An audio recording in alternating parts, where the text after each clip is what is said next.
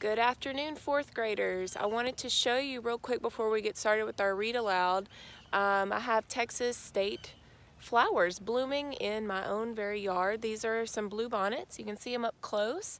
So I just wanted to share that with you guys today. I know it's rainy and I know how much you love being outside, so hopefully you're able to get a little outside time in between showers. I'm going to try and read outside today. We'll see how long the weather lets me stay out.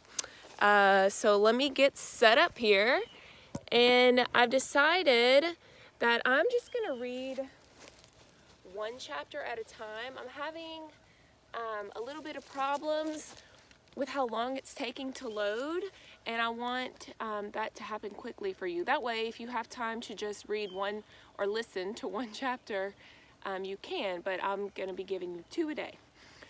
All right, so we left off in chapter 14, and there was a mural on a side of some buildings, which a mural is like a painting. If you're ever downtown Nacogdoches, at the corner of South Street and Main Street, there's a big mural on the side of a building there. It's like a huge painting, a piece of art.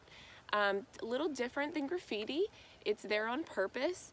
So, and in the mural in Ghetto Cowboy, it was Harp. Coltrane's dad was actually in it. And they leave off by saying maybe 10 years from now, someone will pass this mural and think it's just a painting instead of a way of life. And someone has decided to join me. So old Dutch here is going to be here for chapter 15. We'll see how long he lasts. We go a few more blocks. Folks pass us in the street, smiling, waving. A car pulls alongside and a little girl says to me, "Are you a cowboy?" I shake my head, but Harper says, "Yep, and we gonna race today." A block later, a group of kids come out all asking for rides. He stops and gets off the horse. "Who wants to ride?" he asks. All their hands shoot up. He leans down to a couple of girls who look like sisters. "You want to ride?" They nod their heads. He lifts them up onto Lightning and starts guiding them gently, talking them through it. He seemed like he got away with kids.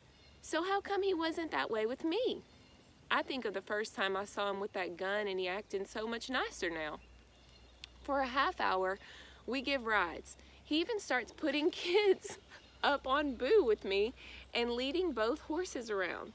They start asking me questions, and I answer what I can. One kid with the old school afro and gold necklace that says CJ on it asks why my horse don't got no bling. And if parents, if you're tuning in, the grammar in this book also kills me, but we're just gonna go with it and just know that we know that we're not supposed to speak like that. Whoa, Dutch.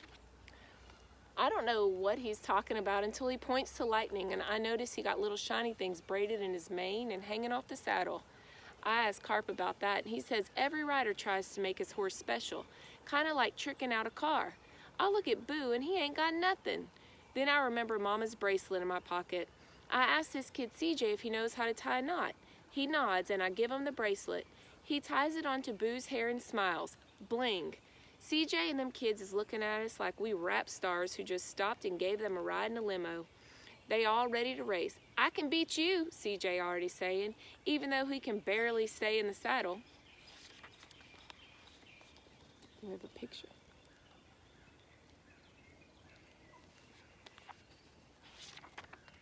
Harper says they're all like that, ready to throw down before they can walk. They're all about speed and who can go fastest until they grow older and get interested in girls. Then they're all about that. "A girl beats a horse any day," he says and laughs. We show him a good time, but after a while, Harp looks at his watch. "Gotta go," cutting them off. "Gotta earn my keep. But you all come down to Chester Avenue and you can learn to ride for real. How's that sound?" They all jump up and down, asking if they can come tomorrow. Harp smiles and says he'll be there. On the way out, I see CJ still watching us. "Save one kid by getting them into horses and it's all worth it," Harp says to me.